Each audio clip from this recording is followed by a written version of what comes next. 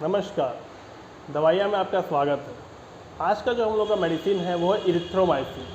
Erythromycin broad spectrum antibiotic है जो अलग अलग बैक्टीरियल इन्फेक्शन को ट्रीट करने के लिए यूज़ किया जाता है। एजिथ्रोमाइसिन से ये मिलता जुलता है और मैक्रोलाइड क्लास से ये बिलोंग करता है एंटीबायोटिक के। इसको जो काम करने का तरीका है वो ऐसा है कि जब ये बैक्टीरियल इन्फेक्शन को रोकने के लिए जाता है तो बैक्टीरिया में एक राइबोसोम होते हैं 50S ribosome. 50S ribosome bacteria में प्रोटीन सिंथेसिस कराने के लिए रिस्पॉन्सिबल होते हैं।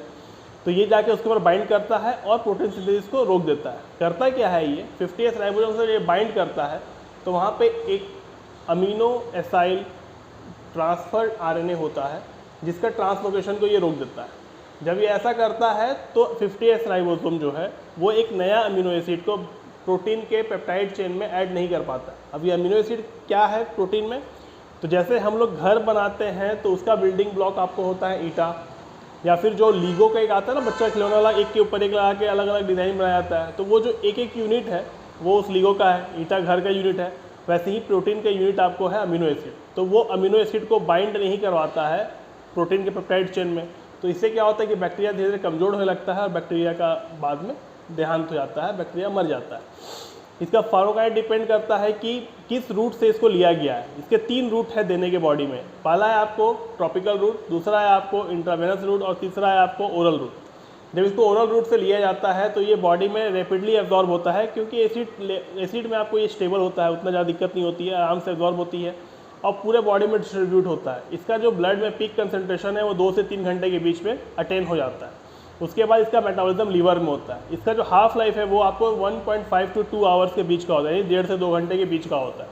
इसके बाद इसका जो एक्सक्रीशन है वो मेनली बाइल के थ्रू होता है और थोड़ा बहुत आपको यूरिन के थ्रू से एक्सक्रीशन होता है। एक और जगह से इसका एक्सक्रीशन होता है जब कोई महिला ब्रेस्ट फीडिंग कर रही होती है तो वहाँ पे दूध के साथ भी इसका एक्सक्रीशन होता है। तो उस केस में कभी भी बच्चों को जब कोई ब्रेस्ट फीडिंग हो रहा हो तो या तो आप कोशिश करिए ब्रेस्ट फीडिंग ना कराने का अगर इसको यूज़ कर रहे हैं, या फिर उस केस में इस दवा का उपयोग ही मत करिए। इसका जो यूजेस है वो अलग अलग जगह पे है, लेकिन जो सबसे ज़्यादा यूज़ किया जाता है वो रेस्पिरेटरी ट्रैक्ट इन्फेक्शन में, यानी कि ब्रोंचाइटिस, निमोनिया, साइनसाइटिस को ट्रीट करने के लिए इसका उपयोग करते हैं। इसके अलावा इसको डिप्थेरिया और वुपिंग कफ को ट्रीट करने के लिए भी किया जाता है। डिप्थेरिया और वुपिंग कफ बहुत ही ज़्यादा क्रॉनिक बैक्टीरियल इन्फेक्शन है, बहुत ज़्यादा सीवियर होता है। इन दोनों का आप प्रिवेंट कर सकते हो वैक्सीन का यूज़ करके।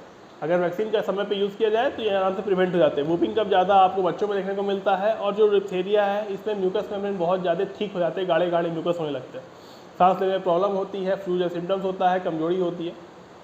उसके अलावा इसको स्किन डिजीज़ को ट्रीट करने के लिए भी यूज़ किया जाता है, जैसे आपको हो गया एरिथ्रीसीमिया, यानी वैसा कंडीशन जहाँ पर बहुत ज़्यादा बैक्टीरियल इन्फेक्शन हो जाता है, स्किन में लाल लाल रैसेस हो जाते हैं बैक्टीरियल इन्फेक्शन की वजह से, फंगल इन्फेक्शन की वजह से नहीं। उसके अलावा इम्पेटिगो, सेलुलाइटिस या एक्ने को ट्रीट करने के लिए ज़्यादा यूज़ किया जाता है। इसके अलावा इसको गैस्ट्रोइंटेस्टिनल ट्रैक्ट में जो इन्फेक्शन होते हैं बैक्टीरिया की वजह से, 2 बीमारियाँ खास करके होती हैं पेट में। एक होता है आपका पेप्टिक अल्सर, दूसरा होता है गैस्ट्राइटिस, यानी कि पेट में एक अल्सर होना यानी घाव होना, या फिर आपको जो गैस्ट्राइटिस है बहुत ज़्यादा एसिड का सिक्रेशन होना। उस दोनों केस में बैक्टीरियल इन्फेक्शन की वजह से जब ये होता है तो वहाँ पे इसका यूज़ करते हैं दूसरे एंटीबायोटिक के साथ कंबाइन करके। उसके अलावा H+ प्रोटॉन पंप इनहिबिटर को यूज़ करके, यानी कि कोई एंटासिड को यूज़ करके इसको ट्रीट किया जाता है। उसके अलावा इसको सेक्सुअली ट्रांसमिटेड डिजीज जैसे क्लेमिडिया और सिफिलिस में ट्रीट करने के लिए यूज़ करते हैं। इसका जो डोज है वो डिपेंड करता है, एडल्ट पे अलग है और आपको चाइल्ड पे अलग है। एडल्ट पे जो डोज है वो 250 mg to 500 mg है। डिपेंड करता है कि कितने mg पढ़ रहा है। अगर 250 पढ़ रहा है दिन में 3 बार पढ़ सकता है और 500 है तो 2 बार। अलग अलग डिजीज़ में भी इसका डोज थोड़ा चेंज हो जाता है। उसके अलावा जो चाइल्ड डोज है वो आपको 30 से 50 mg के बीच का होता है, लेकिन इसका जो फ्रीक्वेंसी और डोज है वो सबसे अधिक डिपेंड होता है कि बच्चे का कितना बॉडी वेट है, क्या एज है, कैसा कंडीशन है, वो सारे पे वो डिपेंड करता है। तो कोई स्पेसिफिक आप नहीं बोल सकते हो, लेकिन हाँ यही रेंज है कि 30 से 50 mg के बीच में इसका उपयोग करते हैं। इसका साइड इफेक्ट बहुत कॉमन सा है, जैसे nausea, vomiting, diarrhoea, stomach pain, उसके अलावा डिजीनेस और एलर्जिक रिएक्शन, लेकिन जनरली देखने को मिलता नहीं। कुछ ड्रग ऐसे हैं जिनके साथ ये इंटरेक्ट करता है, जैसे कि आपको ये इंटरेक्ट करता है एंटीकोगुलेंट के साथ, एंटी एल्बुमिक ड्रग के साथ, उसके अलावा डिजिटॉक्सिन, कॉल्चिन, इन सब के साथ ये इंटरेक्ट करता है। कभी टॉक्सिसिटी दिखाता है, कभी इन ड्रग का काम करने की क्षमता कम कर देता है।